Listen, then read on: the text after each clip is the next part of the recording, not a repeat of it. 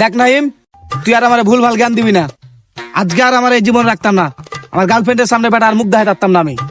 আজকে আমার এই জীবন শেষ করে দেবো। বেড়া ফালতু আলাপ করস বেড়া, গার্লফ্রেন্ডের লাগি মরে যাবি বেড়া। আজকে ঈদের দিন গার্লফ্রেন্ড নিয়ে মোটরসাইকেল দিয়ে ঘুরতে যাইতে পারলি না বলে তুই মরে যাবি গা? তুই কি আমি বন্ধুর কথা একবারও চিন্তা করলি না? তোর কি বুক কাঁপলো না আমার কথা ভাইবা?